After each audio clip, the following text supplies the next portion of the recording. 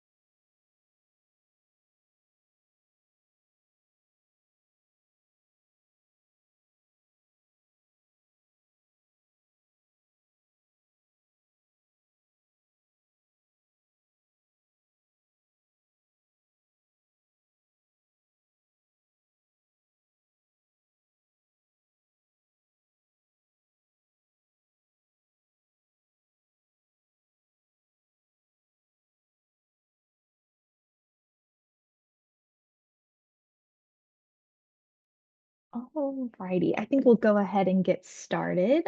So again, welcome everyone. My name is Peyton Scalise. I work for RTI International, and I'm part of the National Case Closed Project Training and Technical Assistance team. And today for our webinar, we're going to be talking more about the National Case Closed Project's training and technical assistance offerings and kind of how our TTA has impacted 3 different sites that have received National Case Closed assessments.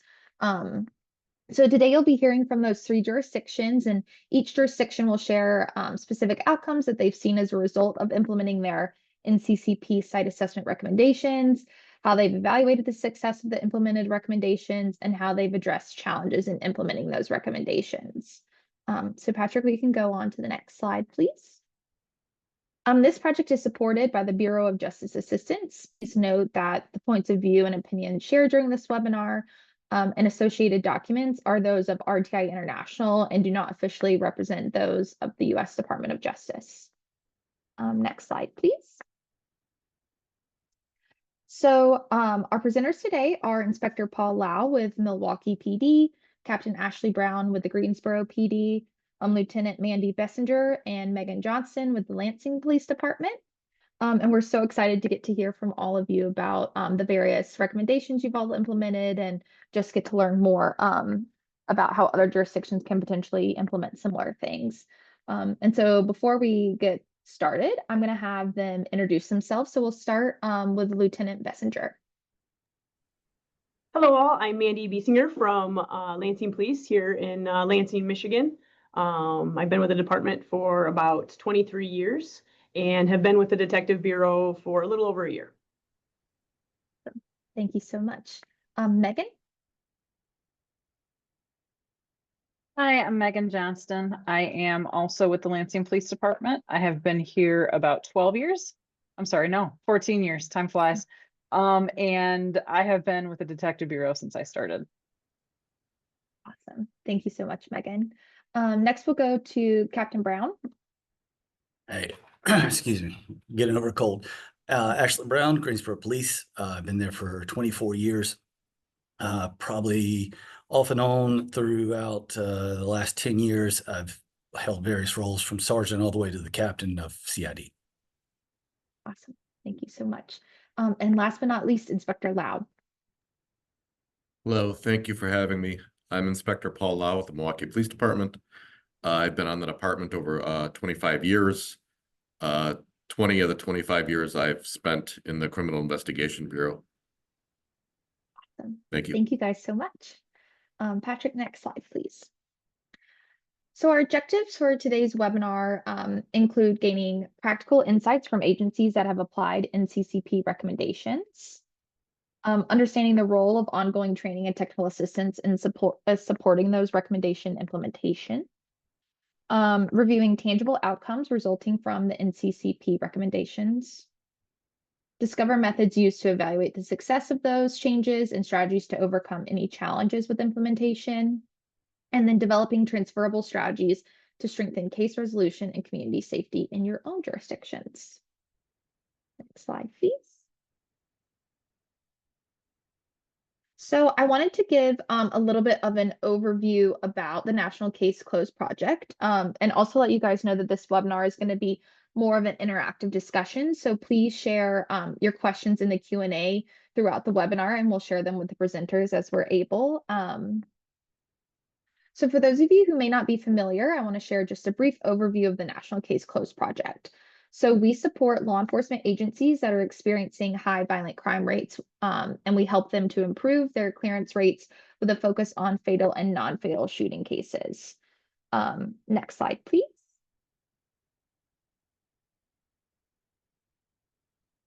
Here we go. So this is done through site assessments that a team of subject matter experts will come on site with the participating agencies and go over different policies, procedures, case files, things of that nature, and then create recommendations for them. And this is followed by tailored training and technical assistance to identify and implement the any effective and sustainable practices to improve shooting investigative outcomes. We also develop a variety of different resources, which you can find on our website, which I think Elise will drop in the chat. Thank you, Elise. And we have various different resources in our toolkit and on the website that are super helpful. So please reach out to us if you have any questions. I think there's a contact form on the website, but you can also email us at an email that Elise will put in the chat. That's not coming to me at this moment. So next we'll transition on to our panelists who will discuss their specific programs and policies that they've implemented based on the NCCP assessments and recommendations. And I believe Lansing is up first. So if you guys want to take it away and talk more about your strengthening your performance review process for detectives and kind of what led to that and how that's played out, that would be amazing. So yes, so I was not here when we started the assessment or when we had the assessment, but one of the things that our agency does is we have 2 sergeants and a lieutenant and a captain over our investigations bureau.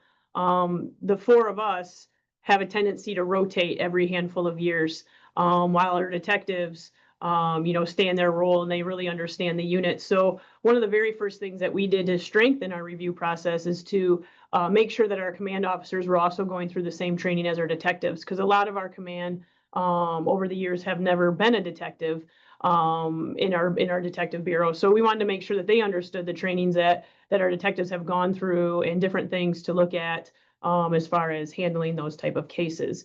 So what we've done after the assessment is we've made sure our command staff, our sergeants and myself have gone through the basic detective school as well as the homicide school, so that we know different things to look for, just like our detectives do, because we expect them to go through it. Since the assessment has been done, we've also implemented just more debriefs after those initial. We all go to the scene. We always have at least 2 detectives, if not more, but to touch back with each other after those initial first 5 or 6 hours, however long it takes to do the initial call. And then we kind of talk about what we have, some steps moving forward, any thing that we might need as far as search warrants or camera footage or neighborhood canvas, whatever that might be. And then we make sure that we touch back a couple days later after we've, had a couple sleeps and kind of gotten back on our schedule, because this is generally in the middle of the night when we were getting called in. And we follow back up and make sure that nothing was lost in translation or we weren't leaving any loose ends. And then after that, if the investigation is still continuing on after a week or so, after as most are, we touch base on, we have weekly meetings, which again was part of the assessment. We have weekly meetings with the entire investigation bureau, and we are able to talk about any leads we might have, any suspects we might have, any trouble spots that we have, and we allow our other detectives, not just our major crime detectives, to chime in and use some of their expertise and their background to help our cases move forward.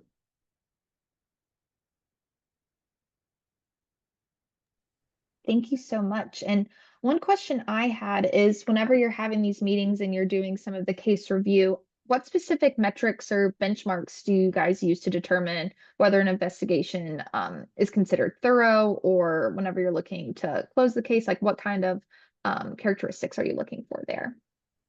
For those, we really are making sure that our command staff that's reviewing the investigation has a thorough understanding for it. So our command is reviewing all of the detectives' reports that they write in. They're looking through the interviews that they've conducted, making sure that, as that interview is going on, if they had a question that never got answered, making sure that they have some follow-ups with that.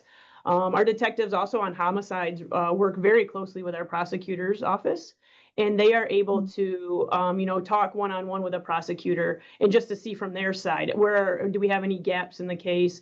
Is there anything that we need to strengthen? Any other avenues that we need to go out? And then we did take some of we have a lot of new detectives right now that have a lot of, great outside of the box thinking. And some of those cases that we had that kind of went cold, but we weren't ready to put in a cold case file yet. We had some of our brand new detectives read over the cases. And actually we have 2 of those cases now that have found new leads just from having a new set of eyes to see that. So we're following up on those. That's amazing. That's great. Have you noticed any trends or gaps since strengthening this review process? Yeah, I would say that one of the gaps we were seeing is that we were not always coming in on all non-fatal shootings. We're a small investigation bureau. We have 7, well, small to me, we have 7 violent crime detectives. We're a pretty busy city. And so, if we had a non-fatal shooting victim that had a minor injury per se, and maybe we're uncooperative with the police, we wouldn't always come in right away on those. And that was really hindering our investigation, and we were seeing that in our clearance rate. So we really started putting more effort into that this year. We do come in on all non-fatal shootings now, so that allows us to have those better initial leads to follow up on those. We also saw that we weren't keeping our number 2 detectives, we call them. We have our lead detective and then our number 2. Lots of times our number 2 was great for the night of, and then they would kind of get assigned their own crime or cases the next day or next 2 days. And we weren't keeping them involved. And we really wanted to, have that 1 and 2, which again was part of the assessment, to keep those 1 and 2s involved. So we keep those number 2s better involved. We have them, helping out with search warrants more. And again, we try to limit the cases that they're going to get if they have a homicide or a non-fatal shooting those next few days, so that they can stay involved with the lead detective. Other than that, the one thing that we had when I first started my career here, but it kind of fallen off the radar, was we somehow gotten away from our crime scene logs. And so we weren't taking accountability for everyone that was coming in and out of our crime scene. So we implemented those back, starting with patrol. And we were able to, make sure that we knew exactly who was coming into our crime scene on all of them. That's great. So switching gears just a little bit, something that we were really excited about as part of the TTA team was your guys' decision to convert 3 contract crime analyst positions to full-time positions, and also integrate them into every shooting case. So I'm not sure, Lieutenant, if you want to take this first, or Megan, if you want to talk a little bit more about that and kind of like how that shift has impacted you all in your investigations. I will say we're still working on this one. Mhm. We were able to convert one contract spot into a full-time spot, a full-time position, and now we still have 3 contract spots, 2 of which are being filled with interns right now. And I think that is not 100% how we want it to pan out, but it's still a really great opportunity for us to, develop the next generation of crime analysts. Megan and her team have had a great success training a lot of our interns to go out into the crime analyst world. And we have a bunch that work for Michigan State Police. We have a couple that are heading up agencies all on their own, and they've gotten their starts here. So we're still working on that, but I think, maybe if Megan wants to jump in more on that, but we've done a great job of trying to keep the interest moving forward while we can't quite fill the full-time spots yet and just only do contracts. Yeah, I agree with Lieutenant. It's having interns has been very beneficial just because while we're very busy with what we do, it's great to be able to have an intern who not only has access to everything that we have access to, we teach them to do everything that we can do. So if we're overwhelmed on a case, maybe a shooting or a homicide that we've come back on, we are able to punt requests, whether it's facial recognition or workups or whatever else to them, which allows us to dedicate our time to something that might be a little bit more, not necessarily important, but a little bit more pressing.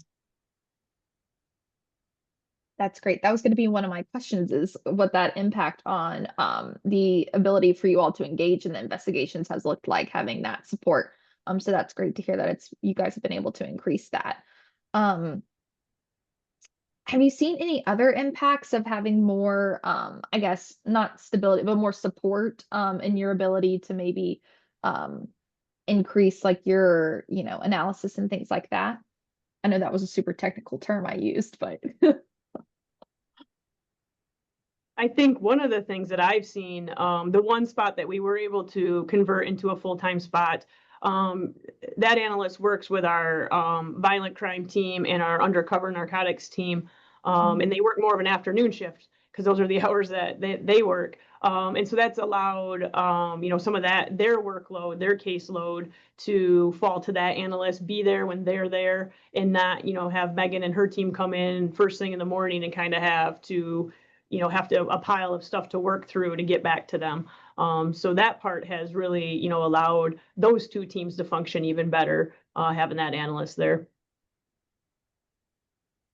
that's great. And Megan, what data tools or platforms are your analysts using to support the shooting investigations? And kind of how are those integrated with some of the other systems that you all use? We use a wide variety of products, everything from our RMS system to, we have access to Flock, LPRs in our city, along with our department's been very proactive on getting access, that shared access through Flock with a bunch of agencies across the country, which is beneficial. We also use a state of Michigan program that's offered through the state police. It allows us to access booking photos and Secretary of State photos going back many, many years from across the state. It also gives us access to things like facial recognition and photo lineups. So if we get called back in at 2 a.m., we might know who it is, but we need to do a photo lineup, or we've got a really good photo of somebody, we can start at that time working on trying to identify who these people are. We do cell phone forensics in our office. So that's something that we can do that night. If we have access to the victim's phone, we can try and start from that angle of the investigation. We do use NIBIN. My partner primarily does those, but when those NIBIN hits come in, she's the one that is writing them up, doing the connections, getting the reports from other agencies, contacting people to make sure that we all have the same information as far as who's shooting at who, where these guns are showing up at, and all of those things. And then your basic things like TLO and leads online and kind of all those other systems that as you're trying to find somebody, you're trying to build connections, trying to build associations. Those are tools that we use, along with we use Facebook, Instagram, your social media platforms. We have the ability to do preservations here. So as an investigation is ongoing, if we come across Facebook pages, Instagram pages, if we know that something happened on Snapchat, analysis will start to go through, preserve all of those accounts, preserve those phone numbers that we're aware of, do all of those things. And we also have a really good working relationship with our State Fusion Center. I'm the liaison for the Michigan Intelligence Operations Center. So with that, I have some tools from MSP, but also a really good relationship with the district analysts that are assigned to this area. So there's kind of a lot of tools that we do and that we use as an investigation is ongoing. That's great. And how do you communicate or encourage investigators to engage with you all and kind of rely on the analysts and their ability to support the investigation, share intelligence, things like that? I think the best way is just coming back when they come back. And that was something that I fought for a long time. So it's something that's very near and dear to my heart. I remember the days of coming in after a shooting at 8 a.m. Detective throws me a sheet of paper with his terrible handwriting saying, okay, this is what happened last night. We're trying to find the bad guy. And I'm asking him, what does this word say? And there's so much information that gets missed. When we come in, we get called in when the detectives get called in, and we go right to operations, our office. And downstairs, outside of our interview rooms, we've got a big conference room with a whiteboard. We have access to our interview rooms and all of those things. So one of the things that I can come in and do is I come in, I've got a laptop with an air card and a secondary screen. I set my stuff up, get the CAD call, start reading, start looking at maybe associations, previous reports, all of those things. And then as those detectives start coming in from the scene to get briefed by the road, we've already got some things set in motion. So as they're doing interviews, we can say, hey, get that guy's Facebook name so we can preserve it. Text them as they're interviewing to get that information, or they get consent for a phone. Hey, make sure you get that passcode, and to do all of those things. So as they're going through information and as they're getting information, we're providing information in kind as to people they're not getting along with, possible suspects, things of that nature. And I think that as things evolve, detectives have kind of gotten to the point where I don't know if they know how to do some of that stuff without an analyst doing it for them. So those preservation requests, those getting video from businesses, stuff like that. We've very much become ingratiated into the Detective Bureau. So we get requests for a lot of things that never would have happened before. And while I know they're fully capable of doing it themselves, and I think they do too, we've kind of become just one of those really big allies where, hey, I just found this. Can you take care of this? Hey, do you know that? Or do you have access to this? Do you know somebody that has access to this? Do you have a contact person in this agency?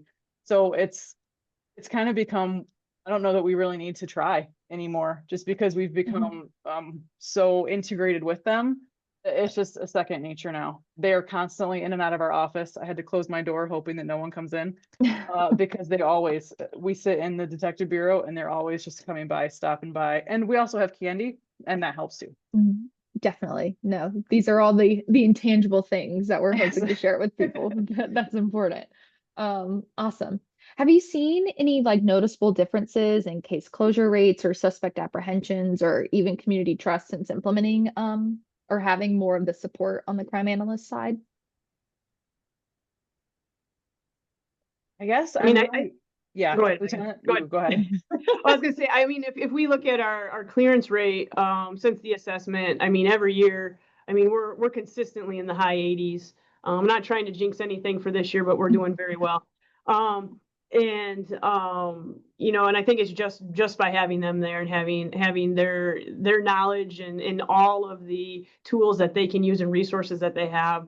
One easy example that comes to mind for me that I was just astounded at how awesome our analyst team is that it was right close to our going home time, and they put out a shooting. One of our analysts was sitting there. She already had her stuff packed up. She sat back down and she's like, I recognize the address. And she knew that she'd already done a workup on the person a few weeks later. And she was able to, as our officers are driving to the scene, she is putting out, be on the lookout for this vehicle with this plate. This is who it is. She got into flock as officers were arriving on scene and confirmed that that's who it was. She gets on flock and she has the vehicle, going down our streets, and she's calling it out to the next shift that's coming on that this is the vehicle. It just hit off this camera. It hit off that camera. We were lucky it hit off some of our patrol car cameras, and within 35, 40 minutes, we had the vehicle and the apartment that the person went into surrounded. And we were, just waiting on the search warrant to go there. And it was like literally in a half hour, we had all of this done. And it was just because of all of the work the analysts had already done and was just knowing, some of our problem people and our problem addresses and just being in that arena day in and day out of looking at that data. That's amazing. That's great. All righty. I see a question in the chat. We're gonna save that just for the end of Q&A. So we'll make sure to get that to Lansing PD, but I do want to make sure we have plenty of time for our other agencies to speak. So thank you guys so much. Or Lieutenant, if you want to go ahead and chat that answer, feel free while we're having everyone else share. So thank you guys so much. And like I said, we'll have more time for question and answers at the end. So next, I'd like to hand it over to Greensboro PD to Captain Brown to talk more about the impact of updating their SOPs pertaining to their computer crimes unit, which is now known as the Digital Forensics Lab. So Captain Brown, I'll pass it on to you just to talk a little bit about like how that change came about, the impacts of it, and then similarly, I will have some other questions too. Sure. Well, let's talking about the SOPs. One of the big things that seems very weird, but it's the name change, like you mentioned. We went from being a computer crimes unit to digital forensics, which really kind of speaks to the change in technology. When you look at it, up until 2 years ago, our computer crimes unit was only doing a small percentage of computers. I mean, everything's phones and digital evidence from different types of media devices. So when we made the change to Digital Forensic Lab, which fits it more to what we're actually doing there, we tried to really kind of work through the SOP to not just build what it's explaining to everyone else, but what it's also explaining to the detective that's inside the Digital Forensic Lab. What we were doing is you had a guy from Digital Forensics and, he'd been there forever. And then you brought in another one and that guy just kind of trained him. Well, we were like, at one point, this guy's going to retire. So now you need to have all the wisdom and knowledge of how to build that next person. So we're not losing anything. So we set about making a SOP that had a process. Like, here's the proper way for the officer to submit the evidence, and here's a proper way for us to take it and do the request and make sure that, every officer, not just the detectives and CID, understood how and what ability they had so they could use it to better fill out the form. They got guidance from the Digital Forensic Lab to say, hey, these are the things that we can do for you. This is how we should go about doing it, and this is the best way to do it. So there's a lot of that about processing and about how do you take a cell phone and keep it, prevent it from being accessed remotely and deleted. So we came across different procedures on how to do that, precautions to do it and take care of it. And so we were seeing that, in our criminal investigations division, there's about 80 to 90 detectives in there, but that just really handled fatal and non-fatal shootings, robberies, the typical thing. But we had a gun unit that was not inside CID, and the gun unit had just kind of started, and we were building that out. Well, what we were seeing is tons of phones were being turned in, and they would take 4 or 5 phones off of one guy and drop it all off at our lab and say, do the thing you all do. So then we started saying, okay, we're not just fishing for stuff. This is what you should be looking for, and this is how we can build your case for you. And so what we were seeing is there's a little bit less of just a fishing expedition every time, and where they're just dumping phones. So once we kind of created that, we also, in the way of doing it, we also had a lot fewer errors. So you submitted the paperwork properly. We didn't have to call you back, didn't have to wake you up in the morning because you worked nights and say, hey, what are you wanting here?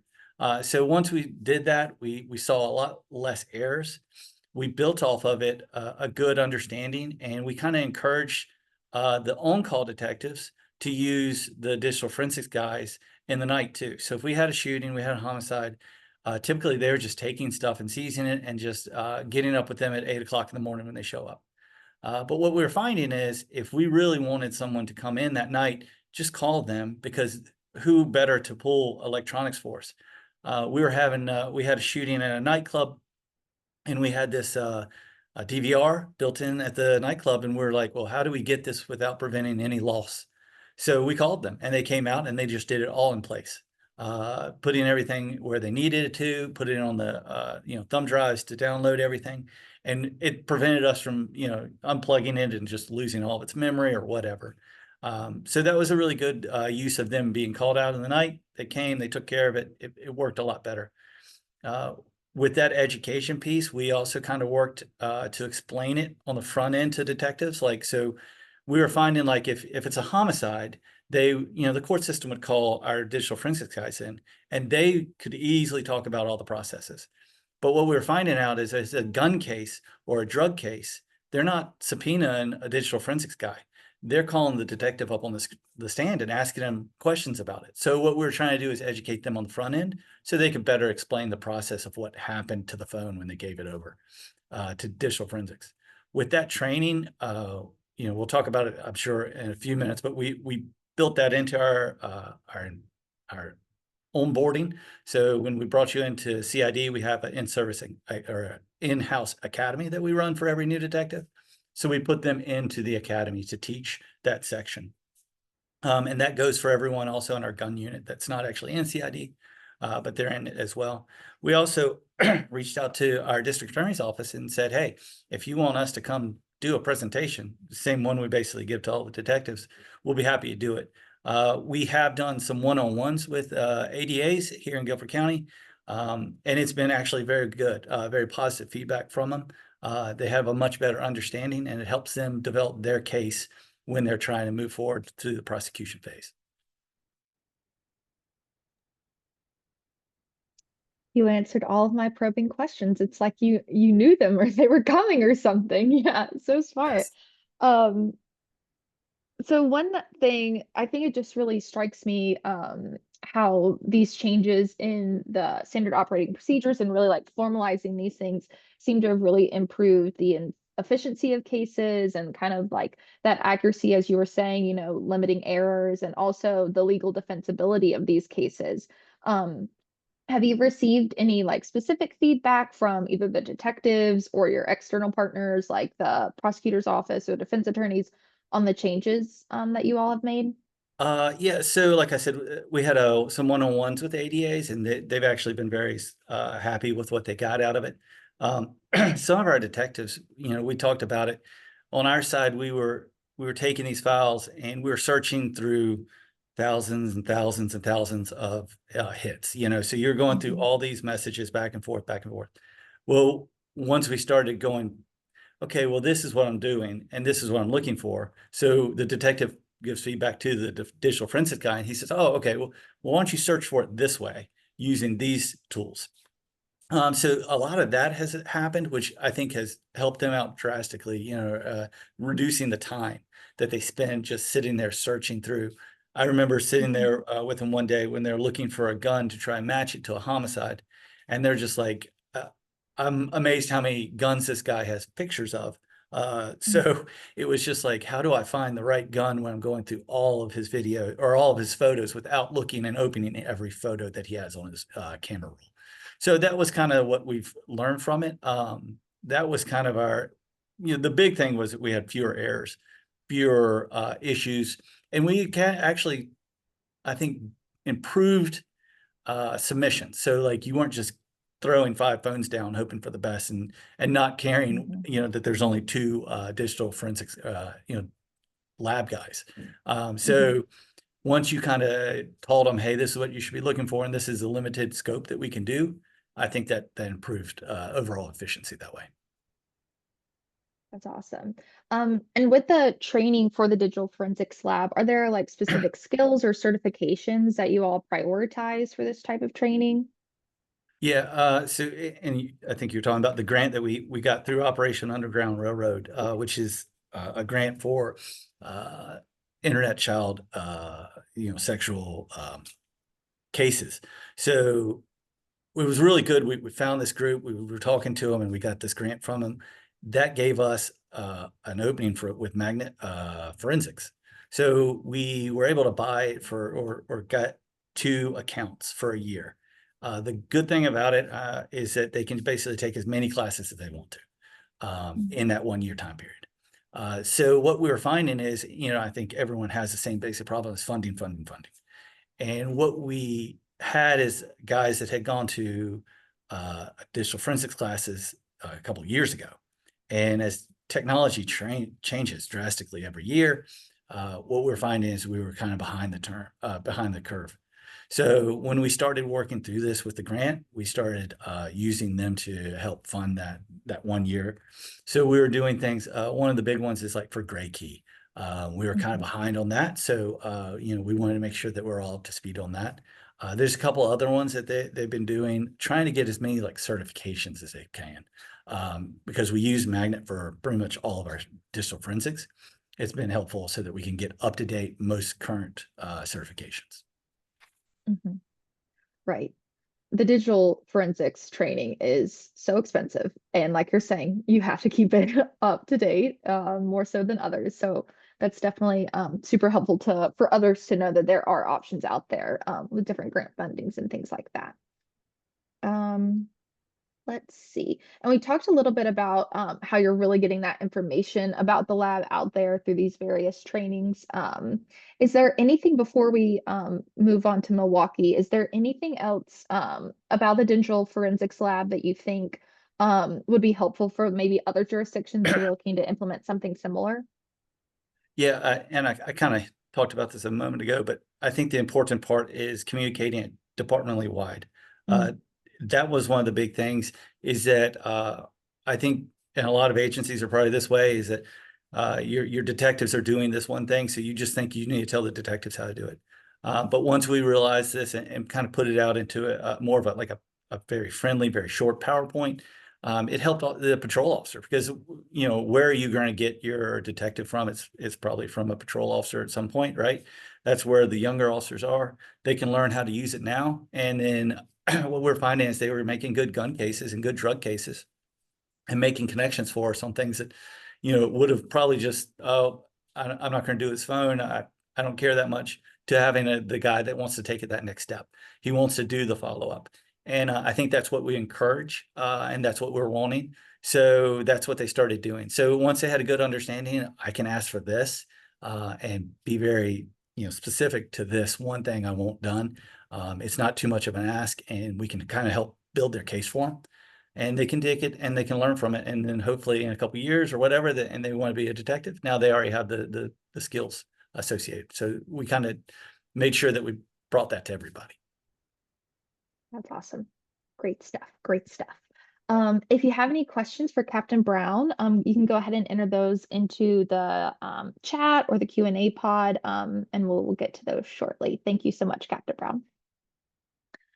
All righty. So we will move on now to Milwaukee PD, and Inspector Lau is going to speak to the impacts that they've made, several improvements to their forensic unit. You can see a theme in today's presentation. I think this was the area, the forensics, crime analysis, where we've seen a lot of our sites look to implement those recommendations. And we've helped with, TTA peer meetings and calls and things like that, different resources. So maybe me and Elise can speak more about that at the end of the webinar, or you can reach out to us and we can share those resources with you as well. But Inspector Lau, I'll pass it over to you. Thank you. I want to start with the updates that we made to our forensic division. One of the recommendations from the case close was prioritizing it. A little bit of background: we had been in the process of trying to civilianize this division for a few years, and it became a priority after our case close study was done, which in the last couple of years, we've been able to make several improvements to it. And just so everybody knows, just kind of has an understanding of how our department works here, I'm over the Criminal Investigation Bureau, and that bureau includes our Major Crimes Division, our Gun Violence Division, which we actually created with a recommendation from Case Closed, Homicide, Sensitive Crimes, Fusion, Special Investigations Division, and then our Forensics Division, which I'm here to talk about today. And the reason why I kind of wanted to give that is because we also kind of made some improvements to how we actually dispatch our forensic or our CSIs, our crime scene investigators. Traditionally in our department, our forensic investigators, which is what they're originally called, was a sworn position on the Milwaukee Police Department, promotable from a police officer could promote to that position. We started when we started working on the civilianization process. We slowly started eliminating those positions through attrition. Now, during the few years while we were waiting for all the the bureaucratic type stuff to get through, positions to be approved for hiring, we initially we roughly had about 30 sworn forensic investigators. With retirements, that got down to under 15, and we didn't have our civilian replacements yet. And I think right around the time Case Closed started was when we were getting approval to hire our first batch and then subsequently our second batch, which right now we are up to 23 crime scene investigators, civilian, that have been hired in the last 2 years. We hired our first batch about a year and a half ago, and our second batch just this spring. So we have 23 that are full-time, non-sworn civilian crime scene investigators, with 5 civilian supervisors that have been hired and 1 civilian director. And he's been in place for a couple of years, and that was his main job when we went through with this. Was he was put in place, and then along with help from other people, to civilianize the unit and get it going. So as I said, right now we are up to 23 that are actually available to investigate all major crimes and assist with that. In addition to, I believe we have 15 sworn that are still left. And what we were able to do is we moved all the 15 sworn. They're all now day shift, and that pretty much compromises our day shift forensics. And then the new crime scene investigators work in the busier shifts right on afternoons and nights and late shift. And it's worked out very nice being able to have our sworn contingency still here to help mentor and train the new civilians. And to be honest, some of the young people most of them are younger than me. A lot of them are fresh out of college, very motivated, very eager, but a lot of them didn't have the policing background that our forensic investigators might have had, spending a few years as officers on the street. So some of it's been an awakening, responding to, if I think the first night there was a quadruple fatal car accident that one of our civilian CSI's very first assignment she had to take. And I think she was able to get through it with the help of our wellness team and having some of our sworn members there to guide and mentor them through some of that stuff. So that's just some of the stuff that it's actually been a benefit to us to have some of those sworn people remain there. Another reason why I brought up kind of how we have our CIB structured is we have, and I think Kevin Armbruster's on. I forgot to say hi to him. He knows this. He's a former lieutenant from MPD. We have at our Criminal Investigation Bureau, we have a command central. We call it 302 because the extension here is 7302. Everyone in all the 7 districts know we have a violent felony that needs CIB services. They call 7302 and they relate what the officers have, and that's how we dispatch our detectives out there. Now, traditionally, forensic investigators were kind of sent by dispatch, our separate dispatch, much like the way officers are kind of sent to assignments. Since the civilianization process, we've taken away all that, and everything under the CIB, which includes forensics, goes through our 7302 lieutenant, who's commanding all CIB resources. So we have a better grip on where our resources, forensics, that being the topic here, are being deployed to and what they are investigating. Now, I think it's actually helped us from, having a district call directly to dispatch, or sometimes even calling directly to forensics to get a crime scene investigator out there for something. I'm not saying it's wasn't major or minor. I'm just saying it's all under one command right now, and the commander sitting at 302 is in charge of all the resources and know what's available and what's not, and knows what to prioritize. So with that, I talked a little bit about how dwindled some of our resources got before we hired our first batch of crime scene investigators. Like two years ago, we had a homicide, and the suspect was loose and was driving around the city of Milwaukee. Our SID confronted him in a parking lot of a gas station, and he ended up taking his own life. Uh, just so happened on that day, we had a commissioner from the Fire and Police Commission riding along with our homicide unit, and she kind of realized the dire straits we're in when that person's body remained on scene for 3 hours because we were so short on crime scene investigators to get out there and photograph and process that body. And that, as much as kind of an embarrassment that was departmentally, because I had to go speak about that in front of the Police Commission, it also kind of assisted with the priority of getting these civilian investigators hired through the necessity, because before that we were prioritizing, I mean, we were holding on to the remaining sworn forensic investigators just for everything that was simply major.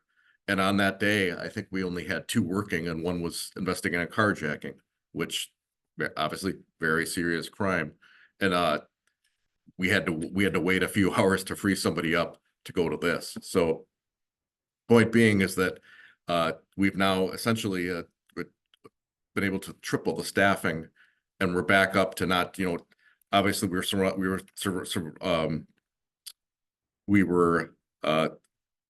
going to the worst of the worst crimes, but now we're also able to go to all the major stuff here.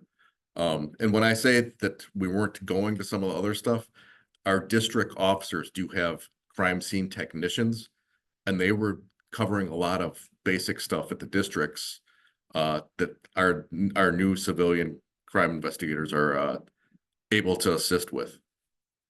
I know I probably said a lot right there. Is there any questions before we go on to kind of the next points? Or Yeah, I was gonna ask, kind of how your like prioritization has that like how has that affected crime scene response times for your technicians? You well, touched on it a little bit, but yes. Like I was saying, with the increased staffing, we're able to go to all the stuff, the violent stuff we have, that we routinely would have gone to, as opposed to just kind of holding on to forensic investigators in case a homicide came up. Since we've made the expansion and the hiring of the crime scene investigators, we have like an average time right now since the crime scene investigators called for a 302 to the arrival on scene is roughly, we have an average of about 22 minutes right now. So it's up to we wait for our detective bureau to get out to the scene. Say a shooting happens, 911's called, cops respond, call it in. Our detectives get there and realize what they need for their scene investigation. That's when the call is made down to 302, and we'll dispatch a crime scene investigator. And like I was saying, it's roughly right about 22 minutes right now, which is a medium-sized city like ours. We're pretty happy with it. yeah, We're pretty happy with it. So that's great. That's amazing. I think we can move on to ensuring the formal training for all of the personnel, if you wanted to speak a little bit more to that, sure. and kind of also like how you measure the impact of this training. Sure. Well, our first batch of crime scene investigators in 2024, they went through a formalized 8-week training that was put on at our academy with all kinds of different aspects of training of, how to, from court testimony to onboarding, different avenues of the department to crime scene processing, photo photography. A lot of that was put on by guest speakers, combined with some of our sworn forensic investigators that still remain here. They essentially have over it's over 200 hours of training, and it's all accredited training through, hang on, let me just make sure that the IAI, it's International Association of Identification. So in addition to that 8-week training, we try to get all of our people an additional 40 hours of training a year. for in that field. That's Hope that great. answered your question. Yes, definitely. Have there been any challenges in maintaining training or like with the onboarding? I guess it helps that you guys are onboarding in batches. Yeah, that helped a lot. Mhm. I would say the training right now is with the staffing levels we have right now. It affords us the opportunity to let people go to a lot of training on their own. I'm actually responsible for approving all members training under the Criminal Investigation Bureau, and it's been kind of a godsend here because we've been most of our training, our people, the applications for training are coming from our civilian members of the forensic division. Mm. So with that, they are also doing informal training, kind of like their own informal in-service type stuff that that they're able to do when they have downtime at the forensic division. That's so interesting that they're like well, not interesting, but it's great that they're so eager for those trainings that you guys have been able to kind of do It's that in as I said, service. I'm almost inundated with approvals that I got to do, but it's great. Very motivated, and that's kind of one of the most interesting things that I've seen from this is that most of them are a lot of fresh out of college, just very interested in the forensic portion of this, and it's kind of like a balance. It's they might not have been quote unquote tainted by the streets yet, but Mhm. which they might not have certain experiences, but at the same time they still have that enthusiasm that comes with being somebody brand new, and applying what they've learned academically and in their training. So Yeah, that's great. Plenty of time to get jaded. yes, there is, but it's a Yeah, that's great. And then I also wanted to give you a chance to talk about the regular forensic division-wide meetings and kind of how those meetings have improved communication, and consistency within the division. Yep, they are meeting like each shift and their supervisors are meeting 3 times a day. In addition to regular roll call stuff, I think they do a debrief afterwards of their last assignments, challenges, issues, and working out some of the speed bumps we might have just internally, communication wise, or even making like I said, some wellness type referrals for Mhm. some of the stuff that some of these newer members are seeing and dealing with out there. Uh, in terms of like a whole division meeting, that they're trying to do those like quarterly right now with supervision. And I think all of it is like a good example is where I talked about how we have the central dispatch through 302. That kind of came up through their regular division-wide meetings as an idea to ensure resources are being managed correctly. That's awesome. That's great. And Inspector Lau, anything else that you wanted to mention about any of those changes that you made to your forensic unit or any other changes that you are super proud of from your Yeah, assessment? just one other thing I'll comment on with forensics. Mhm. It's it's a good thing, but with all the new additional members we have right now, we're lifting a lot of fingerprints off a lot of stolen cars, carjacked vehicles, which is a great thing, but it's also created a backlog at the same time of fingerprints Mhm. to be processed. So with that, we've reached out to the state of Wisconsin Crime Lab is helping us enter some of these prints in order to get identified. And we're also waiting through our Department of Employee Relations to have 2 more latent print examiner identifications to be which will be a promoted position from these new batch of CSIs, which will help us greatly, in getting these prints identified so we can go up and make the necessary arrests regarding this. Just a couple other things with the whole case closed. We are at the point where we're going to be interviewing. We have the approval to hire 2 victim witness specialists to work on our homicide and gun violence division to work with them, with victims and witnesses. And we're getting to the point where we should have 20 candidates ready for interview probably within the next 2 Wow. weeks here. That's so And exciting. yeah, oh, very exciting. It's finally come to Yeah. fruition after a couple of years, you know, and Yeah. that wasn't for the lack of trying. It's just getting through all the city politics and getting the approval for funding and everything else. But Yeah. it's really, we're at that point. And another thing, one of the major recommendations was we took our violent crimes division and renamed it and kind of restructured it, and it's now the gun violence division. So what they do a little bit differently is they will only handle something where someone is injured by a gunshot or shot at, you know, higher houses getting shot into or someone else getting shot at. They don't handle like batteries, aggravated batteries, stabbings. All that's been moved to our major crimes division. So our gun violence division can just concentrate on, you know, an event where a shot's fired, you know, the NIBIN follow-up and all that other stuff. So those are the three main things. Yeah, all major things. And I did want to mention with the victim witness, what are you guys calling the specialists, victim Yes, witness specialists? that's what our title is, right? A victim witness Yeah, specialist. the title. Yeah. That I remember when Elise and I first started working with you guys, after your assessment, we came in and did our monthly meetings for training and technical assistance, that we were able to connect you guys with Greensboro, I believe, who had a Yes. similar position, and talk through that and connect you all, and then also connect you with some of the IACP. Yes. Oh my gosh, why am I blanking at it? The victim, their Yeah, official program title, but and you're the resources you and I'm just forgetting her name as well.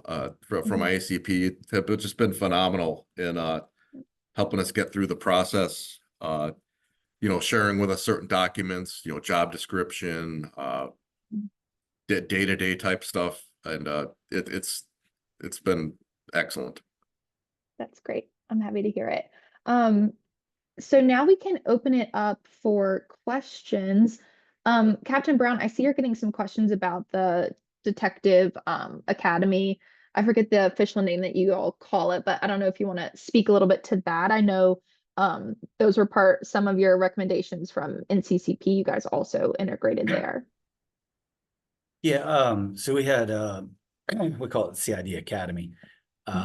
We had originally, when we started before the National Case Closed Project, it was an idea basically to have like a 1 week thing to teach all the major things when someone comes new to CID, new detective. We'd usually try to do it when we had a handful of detectives, you know, because you don't want to just do it for a class of like 2. So we try to do it for like 6 or 7 at a time. When National Case Closed Project, they said, hey, this is great. You really should expand this project and see about expanding the amount of time you spend doing it. More role playing, more scenario based. So that's what we kind of do. It's almost 2 weeks long now. Like I mentioned in there, it's sometimes it's like the subject matter expert. So it could be the digital forensics guy. It could be we kind of handpick who teaches it. We have a couple good detectives, and they're just great at interviewing. So that's their thing. They come in and they teach you how to do a proper interview. Like, how do you get someone to talk to you? So that's what we use them for. The DA's office comes in. They're really good because they can give you the insight of how they want the case presented to them so that they have a better case when it comes down to prosecution. So we started using them for that. So they come in, they teach a lot of the constitutional laws, arrest, search, and seizure part to us, making sure that we're all good on a search warrant. You know, because I think sometimes you go through the lessons of a search warrant and you think, okay, this is pretty good. But, you know, the DA wants to prove everything that they can prove. So, you know, it kind of gives you a better understanding of like what they want in a search warrant. I think has been beneficial. We bring in the juvenile court counselors to help with it. So the juvenile ADA comes in and she says, well, this is what I'm looking for when you make a juvenile case for us. So it's always been really helpful. That's kind of how we set it up. You know, it's worked well, and it's worked, I guess, so well is that the complaint now is the guy that's been in CID for 5 or 6 years says, well, I didn't have the chance to go to that. So I guess to a part of us, we're like, well, then this must be a success. If a patrol or a new detective says, I want more training, and the guy that's been here 5 or 10 years says, I want more training, So it's a good sign that it's positively received. Yeah, that's awesome. That's great. While we're waiting, so we're right at 2 o'clock, but I did want to give Lansing, I wanted to give you guys a chance to mention any other recommendations that you guys have implemented that have been super impactful, or any other thoughts on the training and technical assistance you all have received before we close out.